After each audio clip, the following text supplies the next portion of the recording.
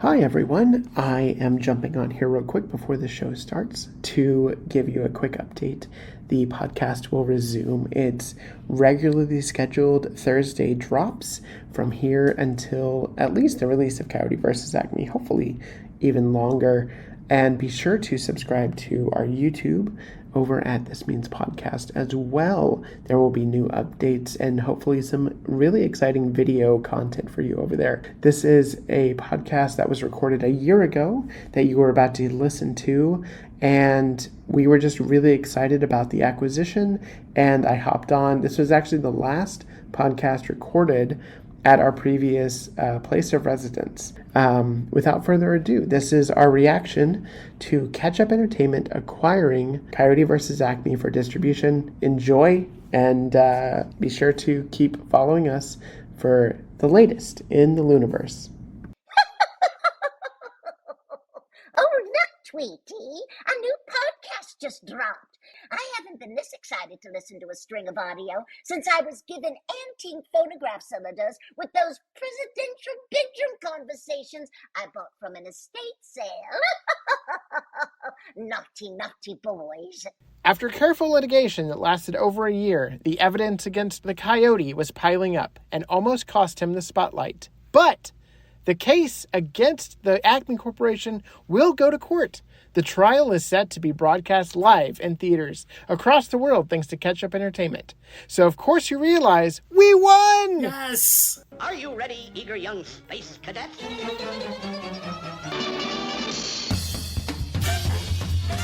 Meep, meep. I call Putin Ant. Here's the limit!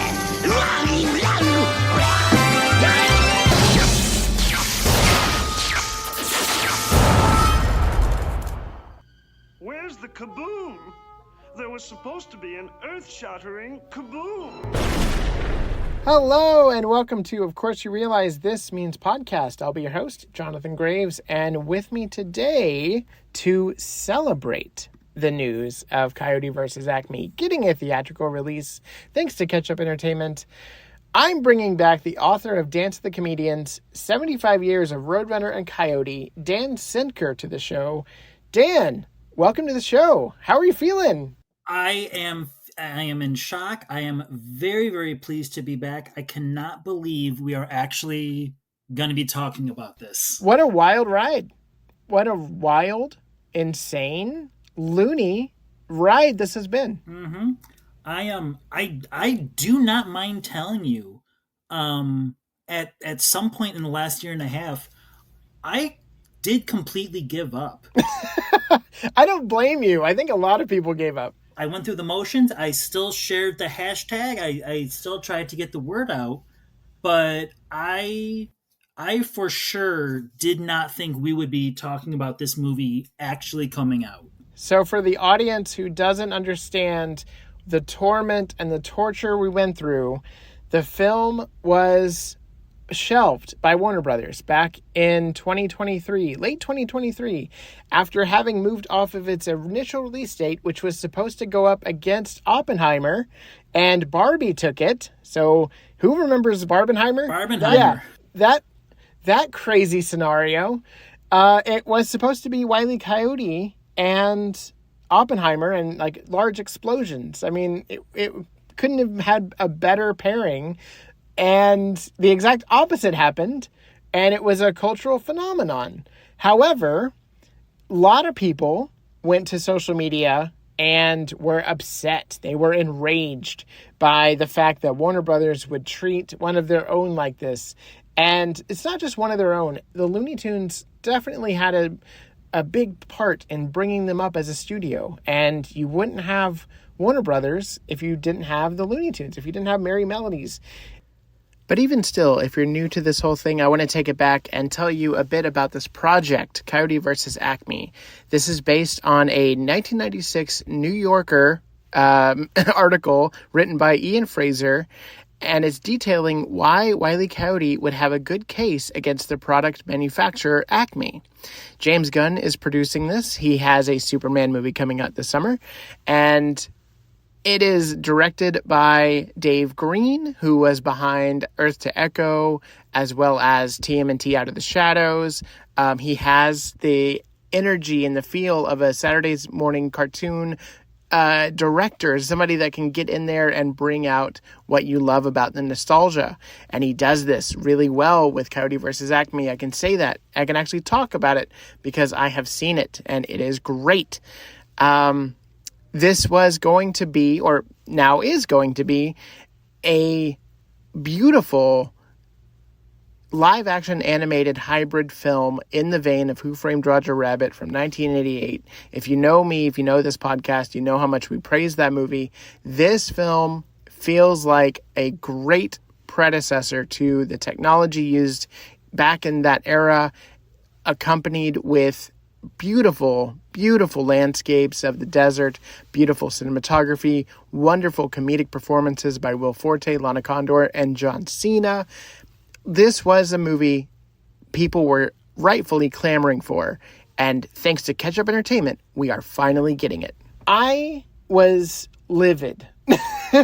First I needed a detox. First I was like, I cannot believe they spent $80 million on this movie with Wile E. Coyote, John Cena, Will Forte, Lana Condor, and it just, being shelved for a tax write-off. We are recording this the day before taxes are due, and somehow a tax write-off film got bought. I don't understand the legalities around that. I mean, so they made money twice, I guess. No, I honestly, I don't understand the economics either. I get we're going to shelve this movie and get a tax write-off. And I get, we're selling this to Ketchup and they're going to be able to save it. But I don't know how to put those two pieces together of, is Warner's still taking a tax write-off? Is the new acquisition of the movie, does that replace the tax write-off? I'm still kind of fuzzy on the details, but at the end of the day, I don't really care what happens as long as we get to see this movie. Absolutely. I'm very fuzzy on it. All I can do is the math, and the math checks out. So Ketchup Entertainment acquired it for $50 million, and the tax write-off was $30 million, and that's $80 million, which was the cost of production. So if we look at it through simple math, there you go. But we're getting ahead of ourselves. The news dropped on March 30th, and thank God it didn't drop on April 1st, because I was already in disbelief enough. And I think a lot of people would have felt the same way. But yeah, no, we got the news the day before April Fool's Day, and it is happening. We are going to have Coyote versus Acme in theaters in 2026. Dan, what was your initial reaction to that news? It was complete shock. Like I said, I had kind of given up on this actually happening. Sure. And then over the last month with the reception, I guess everyone had to the day the Earth blew up, all of a sudden, I'm looking at John Cena's Instagram and or someone's Instagram, someone involved with the movie, and there's a picture of the Roadrunner and Coyote. And all of a sudden there's this talk of I guess it was John Cena's. It was definitely John Cena's, yeah. It was John Cena's because he's known for posting cryptic pictures. I think he posted "That's all, folks" when the movie got canned. Right. So for this movie to go from dead in the water to maybe happening to officially happening all in the course of a week, and like you said, right around April Fool's Day, it was just absolute whiplash in the best way possible. Yeah, I mean, I was sharing that going, what is happening? I had really noticed something was going on after reporting that there was an initial interest in acquiring it. And then It was silent. And then John Cena came out of nowhere, and as he does. Like he does. Yeah. That's awesome. And yeah, I mean, it was wild. And then all of a sudden, everyone is sharing it. And, Sam Register was posting Coyote stuff on his socials as well. And everyone was like, what is happening? What is going on? And all of a sudden, it was wonderful news. And it was the fact that this movie is going to see the light of day. I hope everyone listening, and I hope everybody that really cheered and egged Warner Brothers on to get this movie unshelved, to get this movie seen, shows up, unlike they did for The Day the Earth Blew Up. But that's okay. That's okay. I'm not salty about it. The Day the Earth Blew Up is going to debut on premium VOD April 15th, which is tomorrow, and on Blu-ray May 27th. The pre-orders on Amazon have already been selected for their top sellers, and that is an incredible milestone, and I'm glad to see it. I hope families get to experience the film in the joy and sanctity of their living rooms, and they laugh themselves silly, maybe shed a tear or two, like I do every time I see it.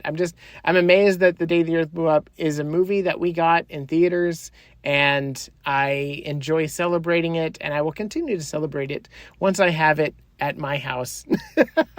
Dan, have you pre-ordered it yet? And is it on your list of things to do? It is not on my list of things to do because I absolutely did pre-order it. Nice. Zero question. I'm very glad it's going to VOD, but kind of like we've been saying, especially this last month, with all the shorts being taken off of Max. Yes. Physical media is the way to go. And so I felt very strongly about putting my money where my mouth is, and it's going to look good on my animation shelf. As it will mine. Well, I just had a very quick question while we're talking about Day the Earth Blew Up, Ketchup, and especially Coyote versus Acme. With them taking a gamble on buying this movie, can you think of any better word of mouth free advertising that they've gotten over the last year and a half with all this controversy about Coyote versus Acme, and they're the ones who saved the day? I think there's going to be a really good audience for this movie because of the crazy story around it. There has never been more free publicity. I mean, just if you type in Coyote versus Acme, you get so many articles. I remember when I posted, this was before the shelving happened, I posted a TikTok video of me celebrating the fact that James Gunn was producing a Looney Tunes movie and Dave Green was directing. And I was so excited about it. I mean, I was already, tracking production and everything from the onset, but making the TikTok video and all these people were like, is this real? Can this be? And yep. I was like, yes, it's happening. And then the shelving happened. The day after, I messaged Dave Green asking him if we were about to get a trailer because I knew the release date had moved off of the Barbie release date. So we were waiting on, I think we were waiting on a new date. Oh, no. This was before. Sorry, I'm getting ahead of myself. This was before the Barbie took over the July release date. And I messaged Dave and I was like, hey, are we getting a trailer soon? And then the news happened. And I was like, wait, what? And he's like, yeah, a lot of behind the scenes stuff has been happening. And I was like, oh, no. And then we found out the fate in the press, and it was devastating as a fan of these characters. Like, you want them to succeed. You want them to have a stage where they can, Looney Tunes in theaters goes back to the 30s and 40s and 50s, the heyday of the originals coming out. And I've been thankful to see, I got to see when Looney Tunes cartoons premiered, they put Curse of the Monkey Bird in theaters for a Oscar run. And I got to see that in theaters, and I made a big hoopla about seeing Looney Tunes back on the big screen, which hadn't been done before. Looney Tunes back in action. And, I was just so over the moon about it. And then the series came out and it was wonderful. And, I was really upset at Warner Brothers for not putting any more shorts in theaters because I feel like kids would have loved that as well as families. But, c'est la vie. Mm-hmm. And now we had The Day the Earth Blew Up, so kids are seeing Looney Tunes in theaters, which is, I don't know if they know how rare that is, but we do. Rarefied air. Absolutely, we do, yes.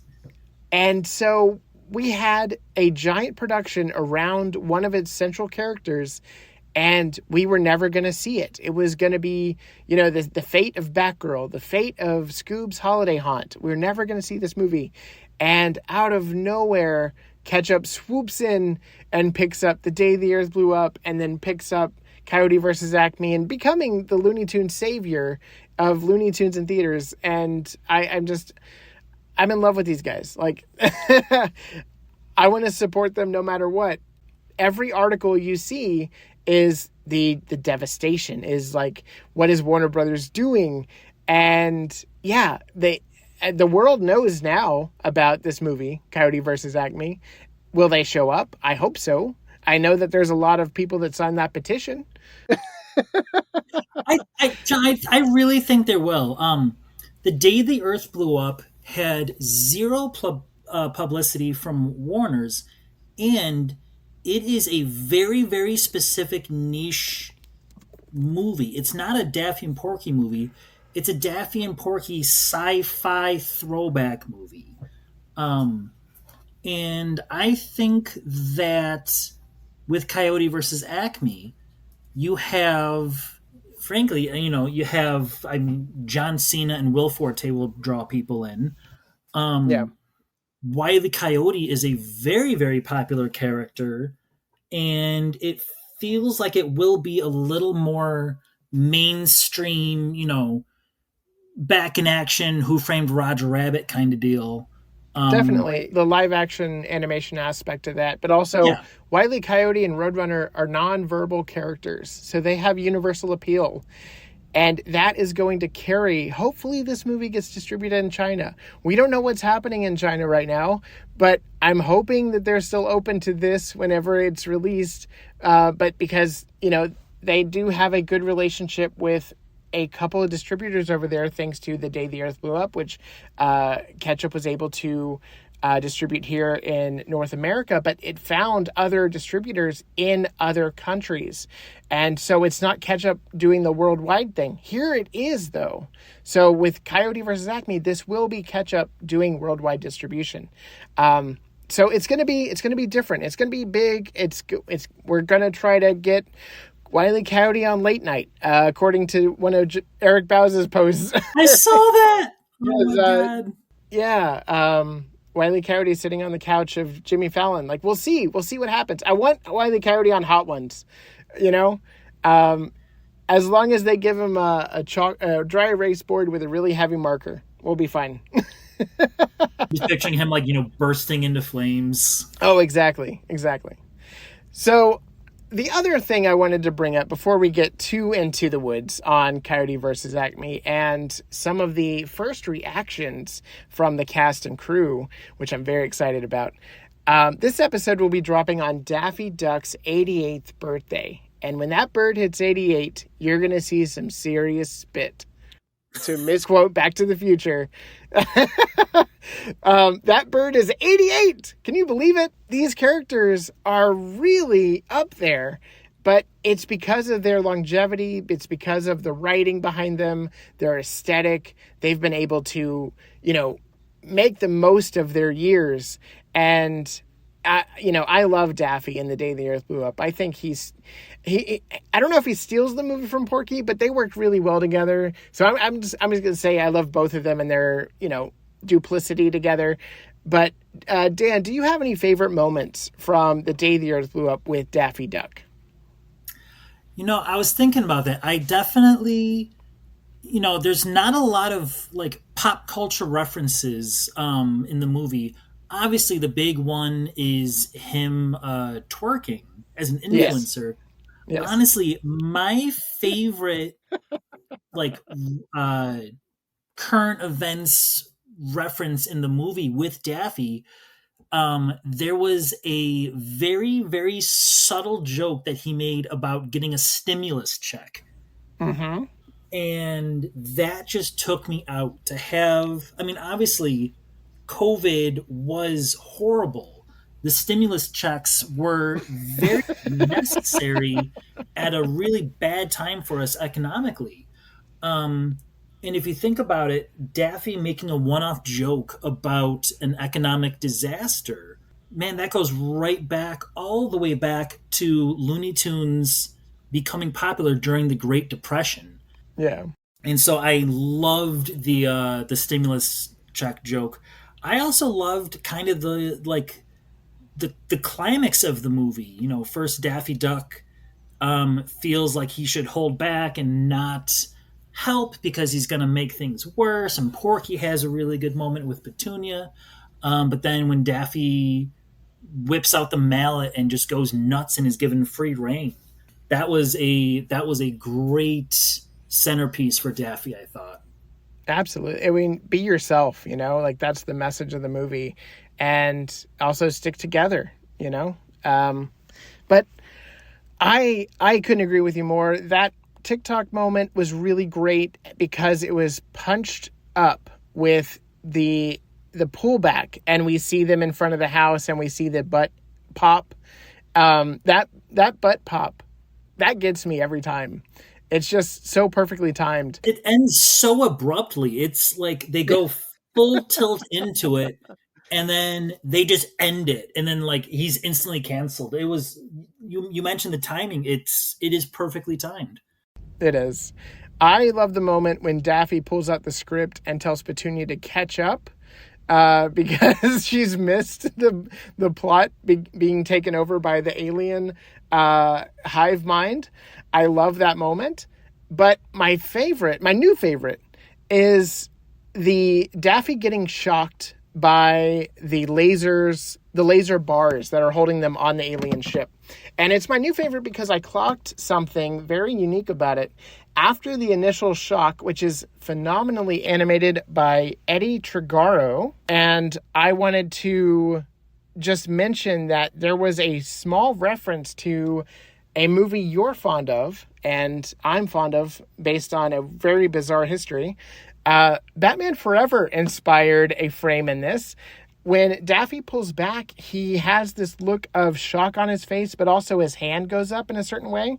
And I was like, oh, that looks like when Jim Carrey tried to punch a guy as the Riddler in Batman Forever. And I looked them up and put them side by side, and sure enough, that's what the reference was. You texted that picture to me about an hour ago, and I never would have ever made that connection without that. But you are spot on. Thank you. There's a lot of Jim Carrey references throughout in the poses of the characters, and in some of the bizarre things that happen on the side, such as in the diner scene when Petunia enters, the salt on the table falls. Not a reaction to somebody knocking it over. It just falls. And that's because it's a reference to Dumb and Dumber. We're about to get a classic scenario where a misunderstanding happens. And that's what happens. So there's a lot of really fun Jim Carrey-isms throughout this movie. But you just watched Batman Forever in honor of the late, great Val Kilmer. Rest in peace. Yeah. No, I'm in Rochester, New York, and there are two really good independent movie theaters here. And this weekend and today, both of them had their own tributes to Val Kilmer. The Little Theater, which is the theater that actually did my book launch last year, over the weekend, they screened The Prince of Egypt. So yesterday I saw that for the first time in like 20 years, where Val Kilmer plays Moses and the voice of God in the burning bush scene. Wow. And then just a couple hours ago, I just got back from Rock Cinema, where they did a free screening of Batman Forever. And yeah, I was 5 years old when it first came out, so I didn't get to see it in theaters. And it is just a wacky, colorful, amazing, stupid, hilarious movie. It is so much fun. And it's got Looney Tunes in there. It does. 2 clips. Yep. So in the scene where we first see Two Face's lair, and it's all like split in half, the Riddler comes in. Um, they do a clip of Elmer Fudd dressed as the angelic Cupid from Stupid Cupid, and then they show a clip of Sylvester in Hell from Satan's Waiting. Yes, they do. And Drew Barrymore is also a big Looney Tunes fan, and she loved doing that scene. And I love seeing that. I loved seeing it when it happened back in 1995 because I was big on Looney Tunes by then, and that was right before Space Jam came out. But man, I think that might have been the first time I ever saw Looney Tunes in a theater, if memory serves. Yeah, because I didn't see. Oh no, because Batman '89 didn't have the whole catalog scene. That was on the VHS only. So yeah, I think Batman Forever had the first ever Looney Tunes in the cinemas for me. But my experience was very bizarre. My grandparents took me to see Batman Forever, knowing that I was a full-blown Batman fan, and we went to a really cheap theater, and we got there really early for our showtime. And my grandmother pushed us in, and I saw the last 20 minutes of the movie. And then we waited for it to start over. Oh and no! Then we got to the moment we walked in and we left. What? Yes. That's crazy. That is the only time in the history of my movie-going experiences that I've ever done that. And Wow. I hated it. I was against it. But apparently my grandparents had something to do and I was on their clock. So, wow. Yeah. Well, at least you got to see the whole movie. Sort of. Yeah. Yeah. It was a very bizarre experience. But yeah, I have fond memories of that. I also wanted to throw out that Val Kilmer was in MacGruber as the villain alongside a Will Forte. Oh my God, you kidding me? Character. And Will Forte stars alongside Wile E. Coyote in Coyote versus Acme, which is now what we're going to get into. I have done some digging and some research, and I wanted to reach out to as many of the creatives as possible to get their reactions of Ketchup Entertainment purchasing Coyote vs. Acme for distribution. And I'm going to play for you now the editor of the film, Karsten Kerpenick's reaction to the news. It took me quite a few days to let it actually sink in and allow myself to believe that it's real, that the movie is actually coming out. It felt a bit like a miracle that it came out of nowhere, really. I just like the tax shelving, the original announcement came out of nowhere. It is a strange feeling because the shelving itself, it felt a lot like a breakup. It felt like grieving something, and it was emotionally hard. I know I'm not the only one on that crew that felt that way. But you pour yourself into a film. The movie is a part of you. You think of it in the shower. You think of it while you walk to work. You live and breathe the film for so long. So getting it canceled and it never coming out, it does kind of feel like it's erasing a part of you, and it hurt. It just did. And with the tax write-off being undone and the movie actually getting sold to Ketchup Heroes, and now it finally coming out, it took away that grief. It undid a grief, and that is such a lucky thing. I'm so grateful for it because normally that just doesn't happen. So I'm very grateful to catch up for this, and I'm grateful for an audience to finally get to actually also experience the movie. And it should be seen by an audience. It shouldn't be withheld for some tax write-off scheme. So I'm glad that Warner did the right thing, and I can't wait to see the movie in a theater. I completely agree. I mean, having art just be tossed aside like that, that must hurt. And I know a lot of the creatives behind the film, just, I mean, even extras in some of the scenes with John Cena. Stephen Ray Bird was the one that took to social media, mainly Twitter, and he created that initial change.org petition to get it unshelved because it meant so much to him as it did so many people. And Karsten, my heart goes out to you and the entire team because I cannot imagine what it would feel like to have something you're that intimately connected with just ripped away from you like that. And, his words truly echo a lot of the sentiment that I felt as I felt was being posted online after the news, but also from the creative side, it's a true detriment to the world to have art subjugated to, a tax break or a tax write-off like that. Like it should be a crime. Yeah, I am. What's wild to me with that clip from Karsten, and Karsten, thank you so much for your work on the movie, and I can't wait to see it. But that audio from him is from after it was announced that the movie is saved, and it's a really really good thing. But he still sounds so heartbroken and so devastated, which makes sense because we've had this good news for like 2 weeks, Yeah. and we've had like a year and a half of this crushing disappointment.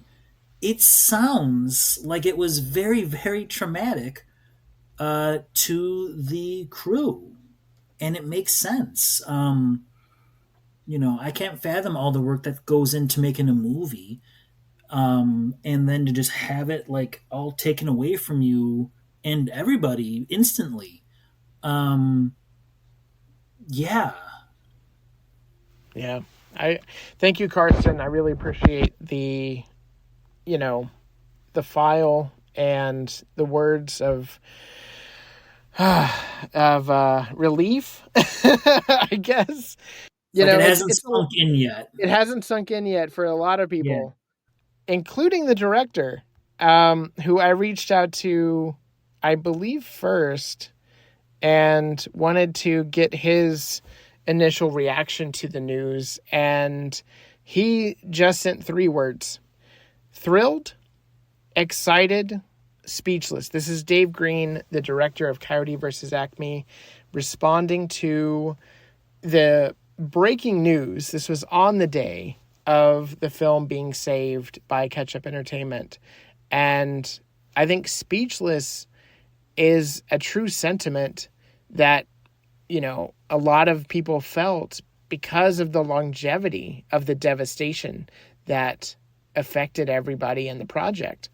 Dan, you were close with a couple of people, but Dave Green especially has a soft spot in your heart because of the book and you getting to interview him for that. But you also had a really great exchange. Do you mind telling the listeners about that? yeah, absolutely. So I am, I reached out to Dave back when the movie was canceled. Frankly, I was in the middle of plotting out my Coyote versus Acme chapter on this movie being made for my book, when it was announced that it was canceled. So I had to re edit the whole chapter.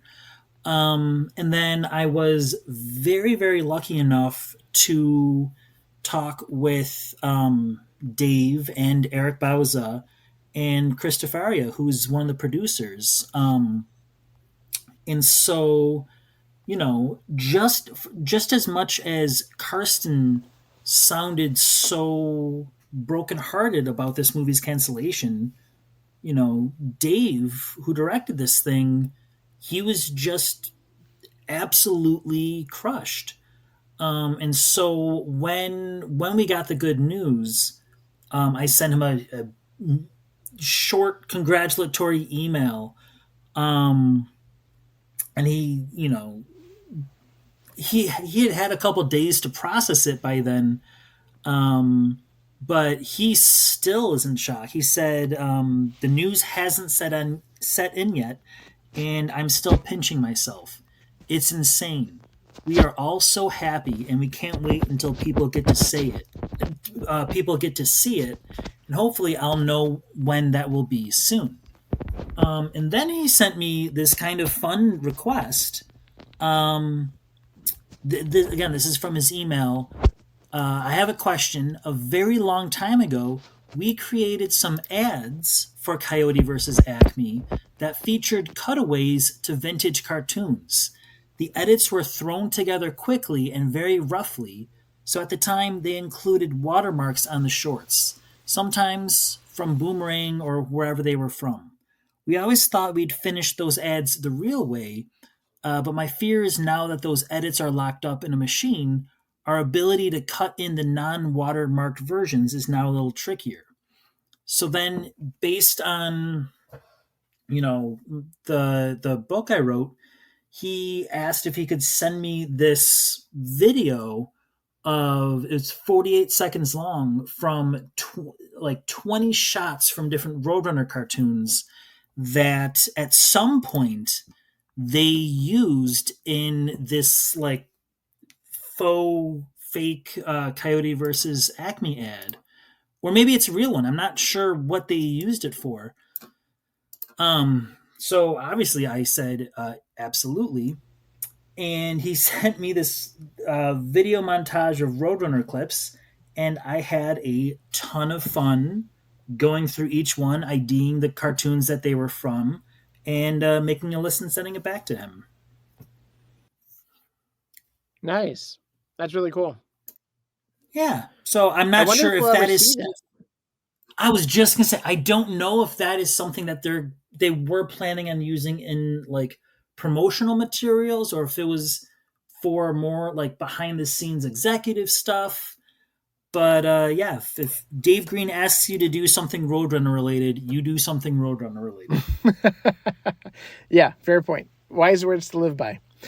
Yes. I don't know if the listeners know this or you, but I was out of work for a good portion of last year and up until, today, essentially. And I had interviewed with one of the companies that cut the trailers for Coyote versus Acme. And they said that they love the film and that their trailers made everybody laugh.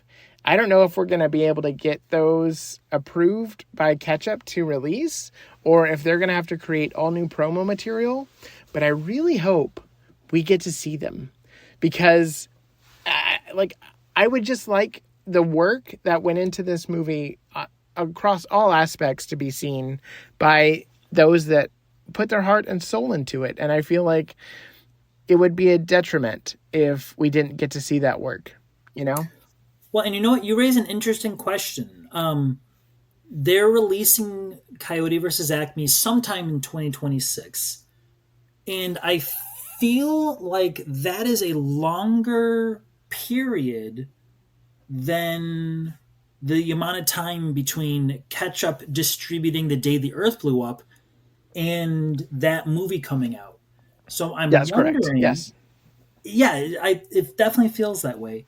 So I'm wondering if Ketchup, now they're distributing this film, it's coming out in at least bare minimum 8 months.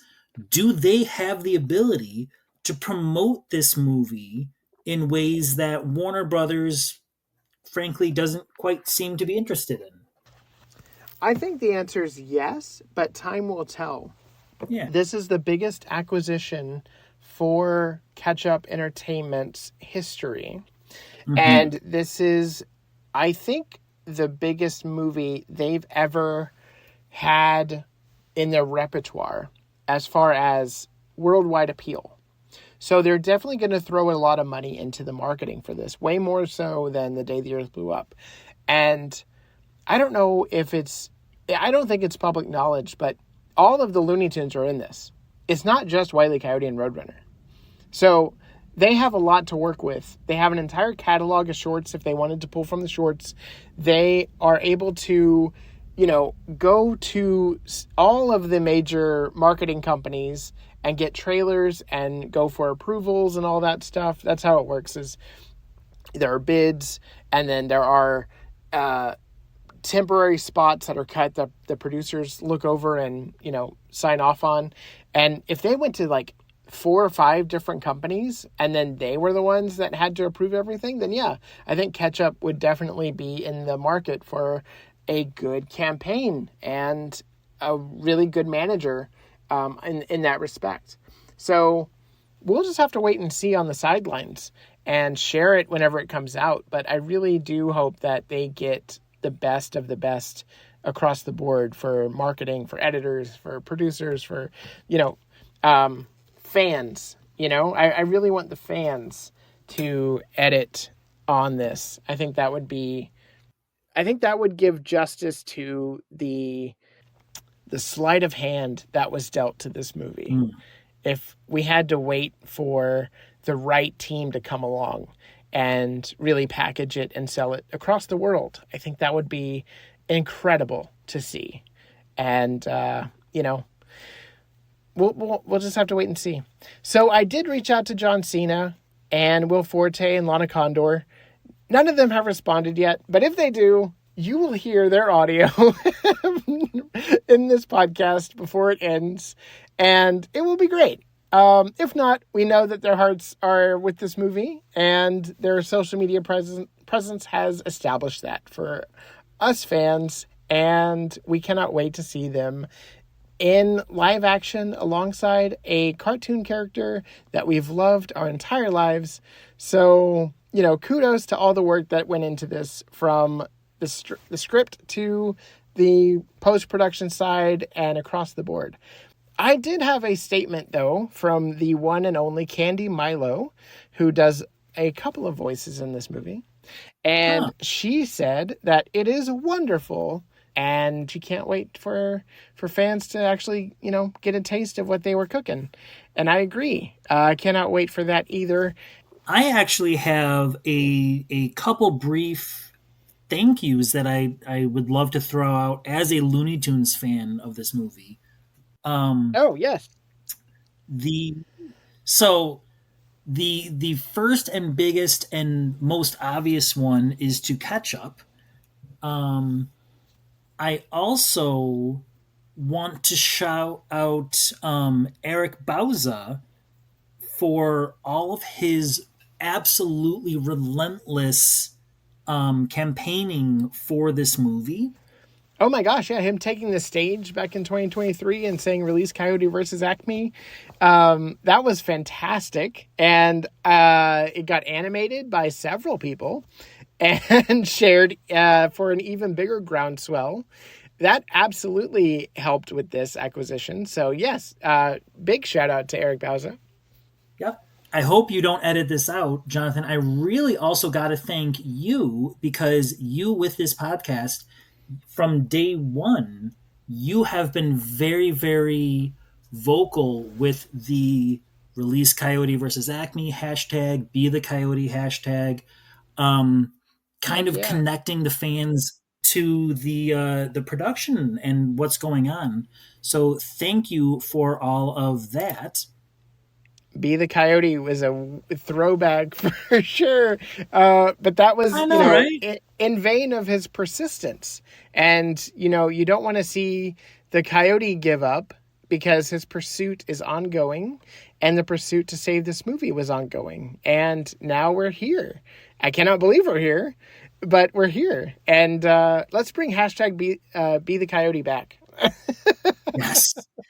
And then this is very hard for me to do, but at the very, very end of my Coyote versus Acme chapter in Dance of the Comedians, I wrapped up the chapter by comparing all of the Looney Tunes characters and cartoons and creators to like the best of the best Warner Brothers live action movie history. And I wrote 75 years after they first ran across the big screen, there is still demand for the Roadrunner and Wile E. Coyote. It's my hope that David Zaslav will honor the Warner legacy he's been entrusted with by releasing Coyote vs. Acme. If he does, I'll be the first fan to thank him. And the less we say about this guy, the better. He is still the villain in this story, but I did say I'd be the first fan to thank him. I'll probably be the only fan to thank him, but I guess in a twisted kind of roundabout sense, he could have tripled down and quadrupled down and said, this movie's not going anywhere, burn the negatives. So a teeny tiny thank you to David Zaslav for doing some form of about face, just because I said in a published printed book, I'll be the first fan to thank him. And a much bigger thank you to the good Dave Green, for making this movie and just sticking with it through all of this. Absolutely. I mean, amen to that. The